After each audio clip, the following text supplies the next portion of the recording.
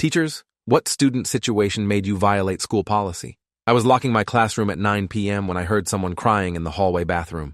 The janitor had left hours ago. The building was supposed to be empty except for me finishing lesson plans. I walked toward the sound and pushed open the girls' bathroom door.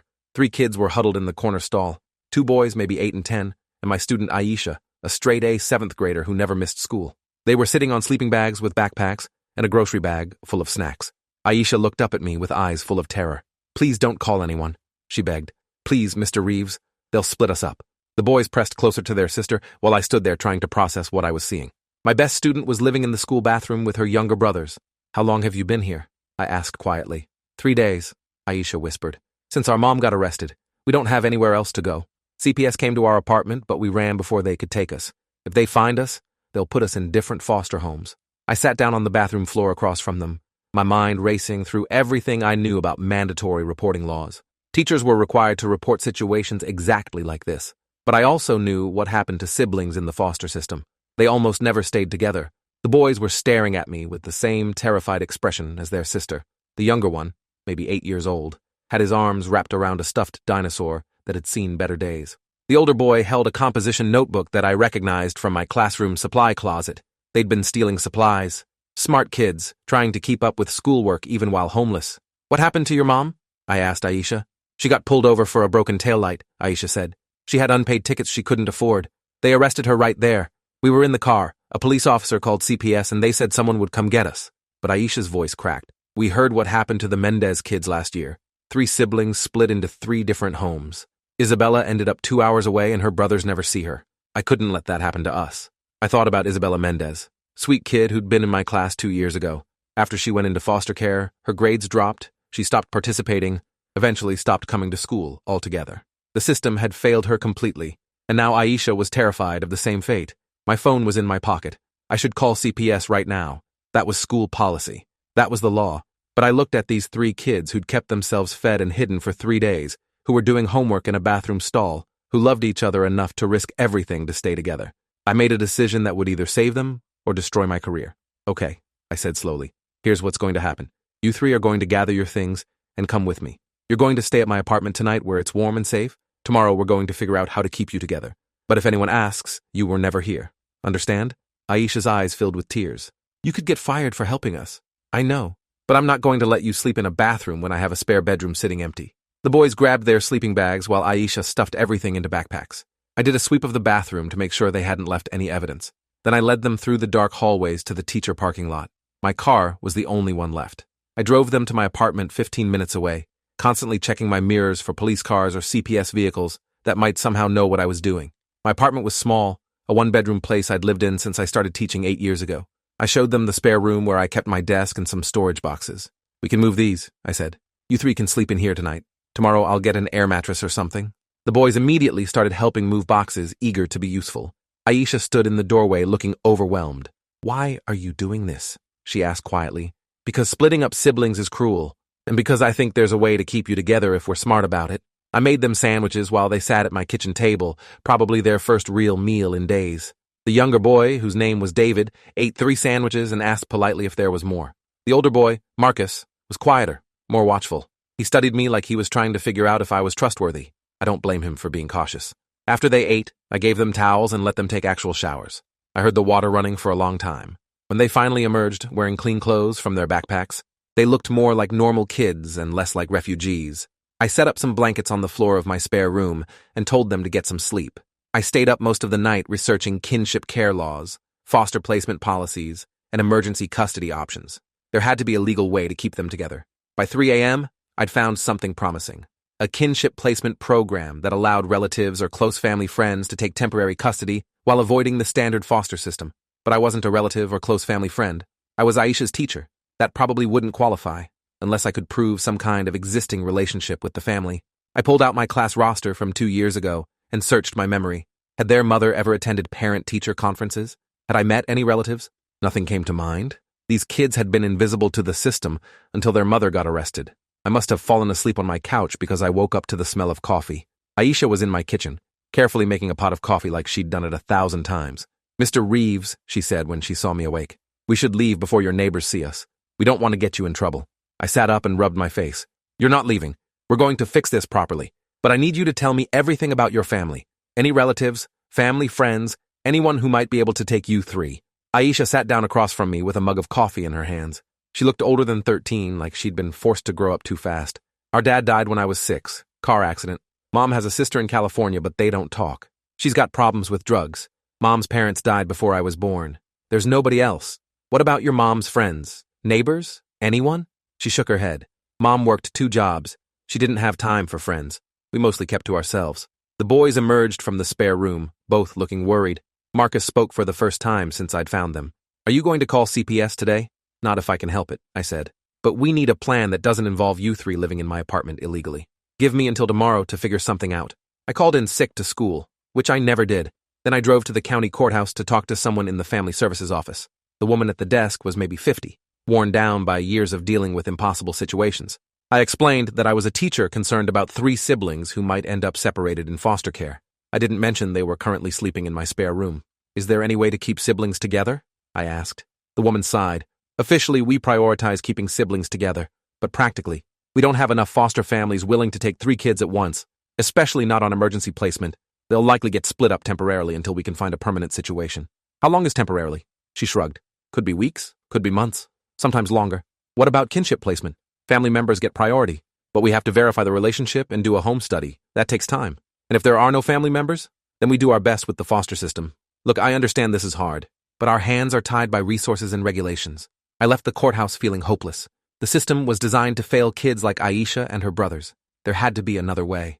I spent the afternoon making phone calls. First to a lawyer friend from college who'd gone into family law. She listened to my situation and was quiet for a long moment. You're harboring runaway minors in your home, she said finally. If anyone finds out, you could face criminal charges, not to mention lose your teaching license permanently. I know the risks. What are my options? Honestly, very limited. You could try to petition for emergency guardianship, but that requires proving the kids are in immediate danger, and you're the best placement option. As their teacher, that's going to be a tough sell. My lawyer friend, Patricia Chen, sent me paperwork to file for emergency guardianship anyway. It was a long shot, but it was something. That night, I sat down with Aisha and her brothers and explained what we were trying to do. I'm going to petition the court to become your temporary guardian while your mom's situation gets sorted out. It's not permanent, but it keeps you together and keeps you out of the foster system. Aisha looked at me with disbelief. You would do that? Take care of 3 kids you barely know? I know you, I said. You're in my class. You're smart and responsible, and you've been taking care of your brothers for years. You deserve help. Marcus spoke up again, his voice suspicious.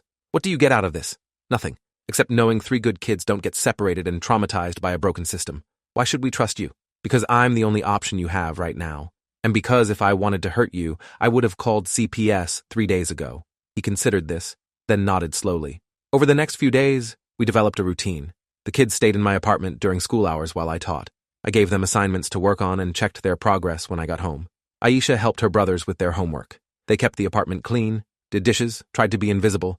I bought groceries and cooked meals. It felt strange playing house with 3 kids who weren't mine, but it also felt right. They needed stability and safety. I could provide that, at least temporarily. A week after I'd found them, Patricia called with bad news. The emergency guardianship petition was denied. The judge said there wasn't sufficient evidence of immediate danger to the children and no existing relationship with the family that would justify emergency placement. Basically, the court wants to put them into the foster system first and sort out permanent placement later. That's exactly what we're trying to avoid. I know, but the law is pretty clear. You're not family, you're not an established guardian, you're just a teacher who's concerned. That doesn't meet the legal threshold. What if their mother designated me as guardian? Could she do that from jail? Patricia was quiet for a moment. Actually, yes. If the mother signs an affidavit naming you as temporary guardian, and the court approves it, you could get custody without going through foster care. But you'd need to meet with her and convince her to sign. And you'd need to pass a home study. And you'd need to do all this before CPS realizes the kids are missing and issues a pickup order. How long do we have? Maybe another week, 2 at most. Someone's going to notice these kids aren't in foster care or with relatives. When that happens, they'll start looking hard. I need to visit their mother, I said. Can you arrange that? I'll make some calls, but you're taking a huge risk. If she refuses or if she tells anyone where the kids are, you're facing serious legal trouble. I understand. Set up the meeting. 2 days later, I sat in a county jail visiting room, waiting for Aisha's mother. The kids had described her, but I wasn't prepared for how young she looked. Maybe 35, tired eyes, wearing an orange jumpsuit. She sat down across from me behind the glass partition and picked up the phone. You're the teacher, she said. Aisha's teacher. Yes. Mr. Reeves. I teach 7th grade English. Where are my children? Are they safe? They're safe, They're with me. Her expression changed from worry to confusion. With you? How? They were hiding in the school bathroom when I found them. They'd run from CPS because they were terrified of being separated. I've had them at my apartment for the past week and a half. You could get arrested for that. I know. But I'm here because I want to make it legal. I want to petition for temporary guardianship until you can get out and get back on your feet. Why would you do that? You don't know us. I know your daughter. She's one of the best students I've ever taught. And I know splitting up siblings causes trauma that lasts a lifetime. If there's a way to keep them together, I'm going to try. She started crying, trying to hide it but unable to stop. They told me I'll be here for at least 90 days. Unpaid tickets, driving on a suspended license, some old warrant I didn't know about. By the time I get out, my kids could be scattered across the state. Not if you sign guardianship papers. My lawyer can draw up documents making me their temporary guardian with your permission. It's legal. It keeps them together, and it keeps them out of the system. What's in this for you? She asked, echoing her son's question. Nothing. I'm a teacher. This is what I do. I help kids. She studied me for a long time. Finally, she nodded. Okay, if you're willing to take care of them, I'll sign whatever you need. But I want to see them. I want to know they're really okay. I'll bring them tomorrow, but we have to be careful. CPS is looking for them. If anyone finds out they're with me before the guardianship is legal, we're all in trouble. I understand. And Mr. Reeves, thank you for caring when no one else did. Patricia worked overnight to draft guardianship documents. The next day, I brought all 3 kids to the jail for a supervised visit. The moment they saw their mother through the glass, all 3 started crying. She pressed her hand against the glass, and they pressed theirs against it from the other side. I love you so much, she told them through the phone. I'm so sorry this happened. We're okay, Aisha said, trying to be brave. Mr. Reeves is taking care of us. Is he treating you well? Are you safe? Yes, Mom. He's really nice. He makes us breakfast and helps Marcus with his math homework and lets us watch TV after dinner. The mother looked at me with gratitude and something else. Maybe guilt that a stranger was doing what she couldn't. We're going to get through this, I told her. You're going to sign the guardianship papers, I'm going to take care of your kids, and in 90 days you'll come home and we'll transition them back. This is temporary. They're your children. I'm just helping. She signed the papers right there with a notary present that Patricia had arranged. Now we just needed the court to approve the guardianship and do a home study of my apartment. That process would take another week minimum. In the meantime, the kids were still technically runaways, and I was still technically harboring them illegally. I went back to work the next day, trying to act normal while 3 kids waited in my apartment. During lunch, the principal called me to her office. Mr. Reeves, she said, gesturing for me to sit. I've received some concerning information. One of the night janitors reported seeing you leave the building very late last week with 3 students. He said it looked like they had overnight bags. My heart stopped. I was helping a student with some family issues. Nothing inappropriate happened. I'm not suggesting anything inappropriate. But if a student is having serious family problems, you should report it to administration and our school counselor. We have protocols for situations like this. I understand. It won't happen again. The principal studied me. You're one of our best teachers, David. You care about these kids. I know that. But caring too much can get you in trouble. Make sure you're following proper procedures. I left her office knowing I was on thin ice. If she found out what I was actually doing, my career would be over immediately, and the kids would definitely end up in foster care. That afternoon, I got a call from Patricia. The home study inspector is coming tomorrow at 4 p.m. You need to make sure your apartment looks appropriate for 3 children. Also, they're going to interview the kids separately to ensure they're safe and want to be there. If any of them seem coached or scared, the guardianship will be denied. I spent all evening preparing. I'd already bought a bunk bed and mattress for the spare room. I stocked the fridge with healthy food. I hid anything that might look inappropriate. And I talked to the kids about what to say during the interview. Just tell the truth, I said. Tell them you're safe, you're being fed, you're happy. Don't exaggerate or make anything up. They're going to ask if you want to stay here or go to foster care. The inspector arrived exactly at 4 p.m. the next day. Her name was Gloria Ramirez, mid-40s, clipboard in hand, expression neutral. She walked through every room of my apartment, taking notes. She checked that the kids had their own beds, that there was food in the house, that the bathroom was clean. Then she interviewed each child separately. I waited in the kitchen, anxious. After 45 minutes, Gloria emerged with the kids. They seem well cared for, she said. No signs of abuse or neglect. They speak highly of you and express clear preference to stay here versus entering foster care. However, there are concerns, such as, you're a single male teacher housing a teenage girl and 2 young boys. That raises questions about appropriateness regardless of your intentions. I've never been alone with Aisha behind closed doors, I said. The boys are always present. I'm providing housing and meals, nothing more. I understand your concerns, but these kids need stability more than they need me to be paranoid about optics. Gloria made a note. The other concern is that you have no prior child-rearing experience. You've never been a parent or legal guardian. You're essentially learning on the job with 3 traumatized children. That's a lot of responsibility. I'm a teacher. I work with kids every day. I know how to provide structure, support, and education. And I have resources. My lawyer, their mother, their school counselors. I'm not doing this alone. She made another note. I'll submit my report to the judge. The guardianship hearing is scheduled for next week. If approved, you'll have temporary custody for 90 days while the mother completes her sentence. After that, custody reverts to her unless there are complications. What kind of complications? If she's deemed unfit or unable to care for them when released. But that's not my determination to make. I'll recommend approval of the temporary guardianship with one condition. You need to undergo a background check and child safety training. Fine, whatever it takes. Gloria left, and I collapsed on the couch. The kids gathered around me, looking worried. Did we do okay? Aisha asked. You did great. Now we just wait for the judge to decide. The next week felt endless. I went to work, taught my classes, came home to 3 kids who were slowly starting to feel like family. We developed routines. Homework before dinner. Everyone helps clean up. Movie night on Fridays. Marcus was starting to open up, showing me his drawings.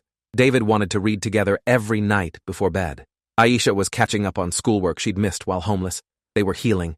Then Patricia called with news. The judge approved the guardianship. You're officially their temporary legal guardian for the next 90 days. Congratulations. I felt relief and terror in equal measure. I was now legally responsible for 3 children. If anything went wrong, if they got hurt or sick or fell behind in school, it was on me. But at least they were safe. At least they were together. I sat the kids down that evening and told them the news. We're legal now. You're officially staying with me until your mom gets out. No more hiding. No more worrying about getting caught. Aisha hugged me, something she'd never done before. Thank you, she whispered. You saved us. I didn't save anyone. I just helped keep you together. That's what mattered. The next few weeks settled into a new normal. The kids enrolled officially at their respective schools using my address. I attended parent-teacher conferences as their guardian. I learned to juggle 3 different schedules, 3 different sets of needs. It was exhausting, but rewarding. Marcus started therapy to deal with trauma from witnessing his mother's arrest and the days of hiding. The therapist said he was showing signs of PTSD, but responding well to treatment. David needed a tutor for reading. I hired one with money I didn't really have but couldn't not spend. Aisha threw herself into schoolwork, determined to keep her straight-A average despite everything.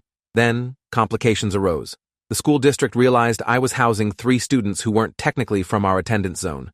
Technically, they should transfer to schools near my apartment.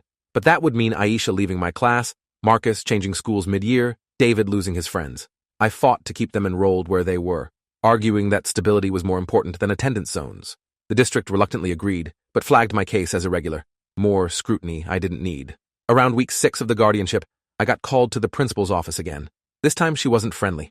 Mr. Reeves, I've been informed that you're the legal guardian of 3 children, including one of your current students. Yes, I was granted temporary guardianship through the courts. Why wasn't I informed? It happened very quickly.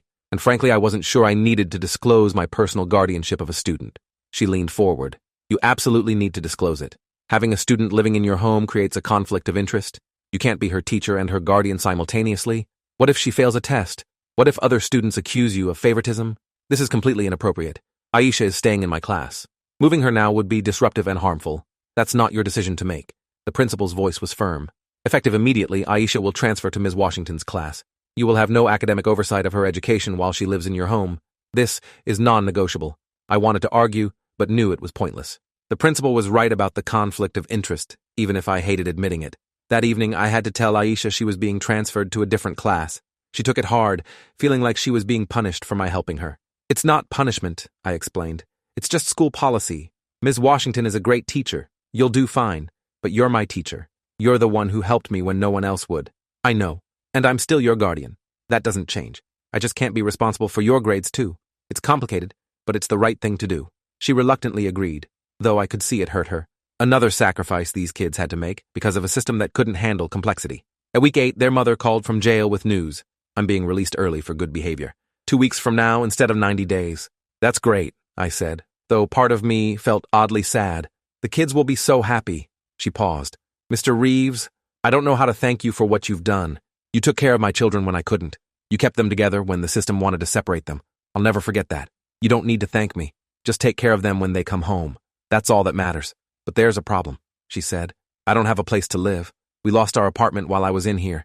I'm being released with nothing. No job, no home, nowhere to take my kids. My stomach dropped. What are you going to do? I don't know. I'm trying to find a shelter that takes families, but most have waiting lists. I might have to stay with my sister in California temporarily. But that means taking the kids out of school, moving them away from everything they know. They'd just started to stabilize. I made another decision that probably crossed lines I shouldn't cross. You can stay here. temporarily, until you find a job and save enough for a place. My apartment is small, but we'll make it work. You'd let us stay? All four of us? Until you get back on your feet. Yes. I don't know what to say. Say yes. And let's figure out how to make this transition work for the kids. She agreed, and I spent the next 2 weeks preparing my apartment for 4 people. I gave up my bedroom for the mother and daughter, moved the boys to the living room on an air mattress, and claimed the couch for myself. It wasn't ideal, but it was temporary. The day their mother was released, we all drove to the jail together to pick her up. The kids were bouncing with excitement. When she walked out in regular clothes instead of the orange jumpsuit, all 3 ran to her. The reunion was tearful and beautiful. That night, we had dinner together in my apartment, 6 people crammed around a table meant for 4. It was chaotic and loud and felt like family. Over the next month, their mother, whose name was Kendra, found a job at a grocery store. She saved every penny, applied for housing assistance, filled out paperwork for programs I didn't know existed. She was determined to rebuild her life. I helped her practice for job interviews, connected her with resources through school contacts, co-signed her lease application when landlords wouldn't accept her rental history. Slowly, she got back on her feet. 3 months after I'd found her kids in the bathroom, Kendra signed a lease on a 2-bedroom apartment across town. It was small and in a rough neighborhood, but it was hers. The kids could have their own room again. She could be their mother again. The day they moved out, I helped carry boxes to the moving van I'd rented. The apartment felt enormous and empty without them. David hugged me goodbye, making me promise to visit. Marcus gave me one of his drawings, a picture of all of us together. Aisha cried and said she'd never forget what I did. Kendra shook my hand, then hugged me. You gave us a second chance, she said. Most people would have called CPS and moved on. You actually helped. I did what anyone should do, keep families together. After they left, I sat in my empty apartment surrounded by reminders of the past few months. A bunk bed I'd have to disassemble, toys scattered in corners, drawings on my fridge. I'd violated school policy, broken laws, risked my career. But those 3 kids were together with their mother in their own home. That was worth everything. The school year ended and summer began. I stayed in touch with the family, helping when I could. Aisha came back to my class the following year for 8th grade. She was thriving, back to her straight A self, talking about high school and college plans. The boys were doing well in their schools. Kendra was managing, still struggling financially but keeping her head above water. Then I got called to the district superintendent's office. This couldn't be good. The superintendent was a stern woman in her 60s who'd spent 40 years in education. She had my file open on her desk. Mr. Reeves, it's come to our attention that you violated several district policies last year. You housed students without reporting to administration. You maintained a student in your class while serving as their guardian. You made decisions about child welfare without consulting school counselors or social workers. All of these are serious violations. I know, but I'd do it again. The superintendent looked at me for a long moment. Why? Because the system was going to fail those kids. They would have been separated into different foster homes. Their lives would have been destroyed. I had the means to help them stay together, so I did, even though it meant breaking rules, especially because it meant breaking rules. Some rules exist to protect institutions, not people. When those rules conflict with doing what's right for a child, I choose the child every time. She sat back in her chair. You put the district in a difficult position. If I overlook your violations, I'm essentially endorsing teachers taking matters into their own hands. If I punish you, I'm punishing someone who helped children in crisis. I understand. Do what you need to do. You're getting a formal reprimand in your file, she said finally, and you're required to complete training on proper reporting procedures and boundaries with students. But you're not losing your job, because as much as you violated policy, you also demonstrated the exact qualities we want in teachers. You cared enough to act when others would have looked away. I felt relief wash over me. Thank you.